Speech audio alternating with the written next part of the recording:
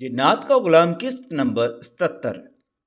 शाहिद भाई, बेहया औरत तो चलता फिरता जादू होती है और जब वो इस राह पर निकल पड़ती है तो शैतान उसे बड़ी मोहब्बत करने लग पड़ता है।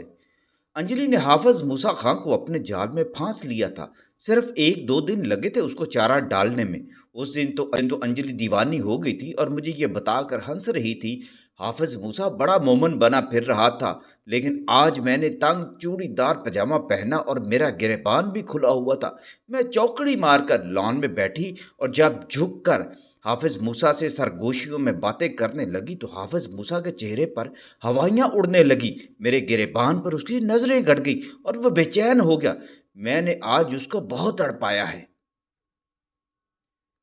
शाहिद भाई, मर्द बेचारा तो औरतों के सामने वैसे ही पिघल जाता है। बड़ा हथियारा होता है मर्द। सांप की तरह उस पर इतबार नहीं करना चाहिए, बड़ा जहरीला होता है।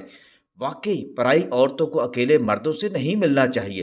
पराए मर्द से यानी नामहरम से उसका कोई दोस्ताना नहीं हो सकता। मर्द एक ही चीज़ का तलबगार होता है, मगर नेक औरतों को फांसने के लिए वो बड़े पापड़ भी बेलता है। आसान औरतें तो उसको आसानी से मिल जाती हैं। किसी का मुंह बोली बहन किसी को बेटी भी बना लेता है वक्ती तौर पर। मगर मैंने आजमा कर देखा है, पराए मर्द और औरत के दरमियान सिर्फ शैतान का रिश्ता होता है।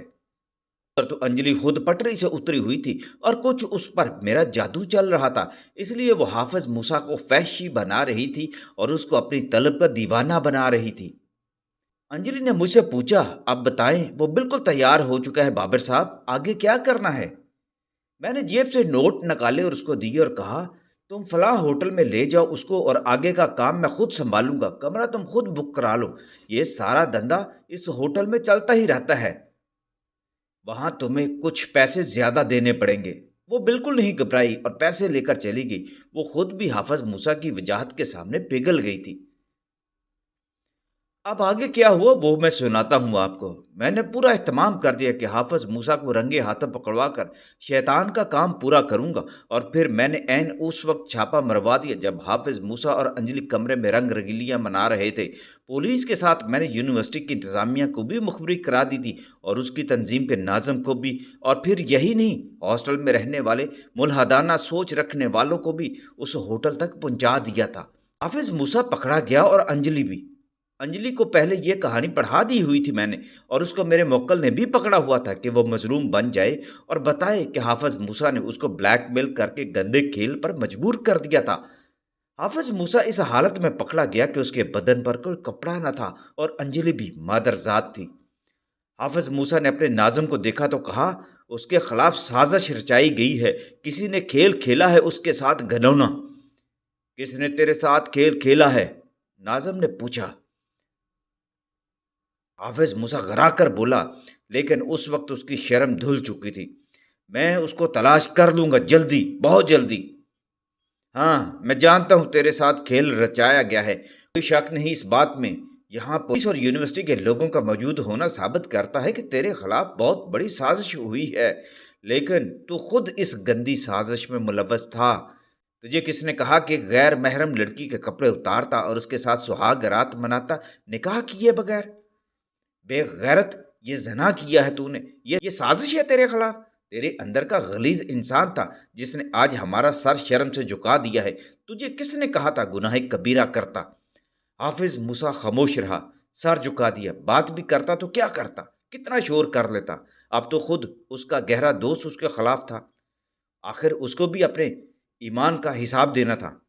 पूरी यूनिवर्सिटी में शोर मच गया। मैं इत्मीनान से हॉस्टल के कमरे में मौजूद था और एक शैतानी अमल करके अपनी रियाजत में खो गया, क्योंकि इतनी मुशक्क़त के बाद हर आमिल को यह काम करना होता है। शैतान से काम लेने के बाद उसको राज़ी करने के लिए उसकी इबादत भी करनी पड़ती है, और ये बात बहुत कम लोग बताते होंगे। काले अमल के चिल्ले तो शैतान की इबादत ही होते हैं ना दर हकीकत। शाम का वक्त था जब मेरा दरवाज़ा ज़ोर ज़ोर से किसी ने खटखटाया। मैं उठा और दरवाज़ा खोला तो मेरे एक चेला क्लास फेलो घबराए हुए अंदाज में अंदर दाखिल हुआ। पता चला है क्या हुआ? क्या हुआ? हाफिज मूसा ने खुदकुशी कर दी है। खुदकुशी कर दी है? मुझ पर जैसे अचानक पहाड़ सा गिरा। क्यों? वो पकड़ा गया था अंजलि के साथ, बड़ा जलील हुआ और उसकी गैरत ने गवारा न किया और उसने थाने में जाते ही खुदकुशी कर ली है। मेरा दुश्मन इतना बुज़दिल निकलेगा इसका तसव्वुर मैंने नहीं किया था। मुझे पहली बार ऐसा लगा मैं हार गया हूँ, हालाँकि मुझे खुश होना चाहिए था। एक दुश्मन के मरने पर खुश ही होते हैं ना। मगर मुझे बेहद दुःख हुआ। हाफ़िज़ मूसा की मौत का मुझे बड़ा सदमा लगा। फिर जब ये मालूम हुआ कि वो 5 बहनों का इकलौता और छोटा भाई था, वालिदैन बूढ़े थे। माँ ने खबर सुनी तो सदमे से वो भी मर गई।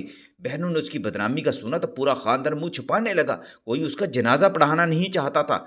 मुझे माँ याद आ गई। माँ की बेबसी याद आ गई। मैंने खुद को उस रात कमरे में बंद कर लिया। मुझे पहली बार डर लगा। मैं मदरसे में भी पढ़ चुका था अब। एक पारसा माँ का दूध भी पिया था मैंने। कहीं मेरे अंदर एक अच्छा इंसान भी मौजूद था, जो ये सोचने पर मजबूर हो जाता था कि मैं क्या कर रहा हूँ? फ़िरौन बन रहा हूँ, नमरूद बन रहा हूँ, शैतान बन रहा हूँ। इतना ज़ालिम! क्या मुझे मौत नहीं आएगी? मैंने भी तो मरना है एक दिन। जब मुझे भी मरना है तो फिर ज़ालिम बनकर, दूसरों के घर उजाड़ कर खुश क्यों होता रहता हूँ? सारी रात मैं सोचता रहा। मुझे तौबा करते हुए भी डर लग रहा था। मुझे पक्का यकीन था जैसे अल्लाह मुझे माफ़ नहीं करेगा, क्योंकि मैंने एक हाफ़िज़ कुरान पर शैतान छोड़ दिया था। जादू करके उसका ज़ना बदकारी पर मजबूर किया था और फिर वो भी मर गया। मूसा तो गैरत वाला बंदा था। ये सब कैसे गवारा करता? अगर कभी कोई ऐसा बंदा गलती करता भी है तो ये सोचकर कि उसका मंसूबा ऐसा है कि वो गुनाह करते हुए पकड़ा ना जाएगा। बहुत सारे शरीफ आदमी यही काम करते हैं, यही मंसूबा बनाते हैं, मगर यही नफ्स को शैतान का वो तसल्ली देने का अंदाज़ होता है, जो इंसान को हद से ज़्यादा बेनियाज़ कर देता है। वो भूल जाता है कि अल्लाह के अलावा भी दुनिया में उसको देखने वाले बहुत हैं और वो पकड़ा जा सकता है। मगर गुनाह में ऐसी दिलकशी और कुव्वत होती है जो अच्छे भले इंसान को भी गुनाह पर मजबूर कर देती है। मैं अगले रोज़ घर चला गया, मगर मुझे बेसुकूनी रहने लगी। ना बाप से मिलने जा सकता था, जो कब्रिस्तान में अब रहता था। पिता गुरु तो मर चुका था और मेरा बाप भी उसका स्थान संभाल कर बैठ गया था।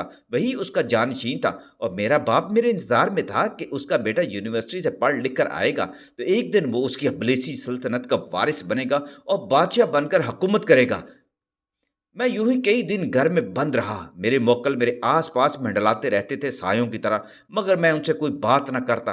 मैंने कोई चिल्ला ना काटा, मैंने कोई अमल ना किया इस दौरान। एक दिन मेरी तबीयत ख़राब हो गई और ख़राब होती चली गई। मैं नींद बेहोश सा हो गया। घर में कोई ना था जिसको मैं अपनी देखभाल के लिए बुलाता। बस मुझे इतना याद था कि मैं जब बेहोश हो रहा था, मदहोश हो रहा था, मुझे लगा मैं मरने लगा हूँ। मुझे हाफ़िज़ साहब याद आ गए। ऐसा लगा मेरी जान निकलने वाली है और मेरे सामने हाफ़िज़ साहब खड़े हैं। शायद वो मुझे लेने आए थे। मैं उन्हें देखकर रो पड़ा और बोला, "मुझे माफ़ कर देना हाफ़िज़ साहब, मैं आपकी लाज ना रख सका। मुझे माफ़ी दिलवा दें हाफ़िज़ साहब, मैंने बड़े गुनाह किए हैं।" हाफ़िज़ साहब ने मुझे कहा, "तुम कलमा पढ़ो और ऊँची आवाज़ में पढ़ो।" मैंने कोशिश की तो ऐसा लगा मेरी ज़ुबान पर लुकनत आ गई है। मैं कलमा पाक पढ़ने की कोशिश करने लगा, मगर कोई ज़बरदस्ती ज़ुबान को मरोड़ रहा था और गले से फिर हूँ निकलने लगा। मैं ज़ोर-ज़ोर लगाने लगा कि कलमा पढ़ सकूँ। हाफ़िज़ साहब ने अपना हाथ आगे बढ़ाया और मेरे माथे पर अपनी उँगलियाँ फेरी और फिर सीने पर हाथ फेरा और किसी को आवाज़ दी, "ओए अब्दुल्ला, तू किधर है? देखता नहीं तेरा यार मरने को आ गया है और तू उसको कलमा नहीं पढ़ा सकता क्या? ये तौबा करना चाहता है।" मैंने ग़नूदगी की हालत में देखा, हाफ़िज़ साहब के पीछे से हाफ़िज़ अब्दुल्ला निकला था। उसने हाथों में आबे ज़मज़म की बोतल पकड़ी हुई थी और उसने खुद एहराम बाँध रखा था। इसका मतलब था वो मदीना पाक से या मक्का पाक से आया था। उसने हाफ़िज़ साहब को देखा और कहने लगा, "ये मरने वाला है। फासिक और शैतान को मरते हुए कलमा पढ़ना नसीब होता है हाफ़िज़ साहब?" हाफ़िज़ साहब ने गुस्से से उसकी तरफ देखा। "तू कौन होता है ये फ़ैसला करने वाला? अल्लाह ही बेहतर जानता है। वो गफ़ूर रहीम है। उसकी रहमत से मायूस होना और नाउम्मीद नहीं होना चाहिए। नाउम्मीदी तो शैतान का सबसे बड़ा हथियार और रुक़िया है। तू इसको आबे ज़मज़म पिला और उसको कलमा पढ़ने में मदद दे। कलमा इसी तरह पढ़ाना जैसे नफ़ी इस्बात का दर्स दिया करते थे उसको।" हाफ़िज़ अब्दुल्ला ने आबे ज़मज़म कतरा-कतरा करके मुझे पिलाना शुरू किया और जो ही आबे ज़मज़म के अल्लाह की रहमतों वाले नूरानी पानी के कतरे हलक से होते हुए सीने तक मेरे पहुँचे, मेरी ज़ुबान की गिरा खुल गई। मैं ज़ोरदार आवाज़ में कलमा पाक पढ़ने लगा और पढ़ता चला गया और मेरा ज़हन तारीक होता चला गया। बस इतना एहसास बाकी था कि कहीं मैं गहरी कुएँ में गिरता जा रहा हूँ, जिसके साथ बहुत सारा पानी भी फव्वार की सूरत नीचे गिर रहा है और मैं ज़ोर-ज़ोर से हाथ-पाँव मार रहा हूँ। सीने में दिल तेज़-तेज़ धड़क रहा है और ज़ुबान से कलमा पाक मैं पढ़ता चला जा रहा हूँ।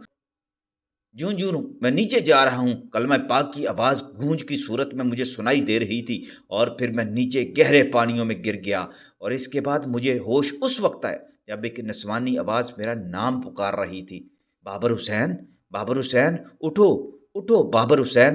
لیکن میں اس وقت نہیں جان سکا یہ آواز کس کی تھی، لیکن آواز میں اتنی مٹھاس تھی کہ میں آنکھیں کھولنے پر مجبور ہو گیا تھا،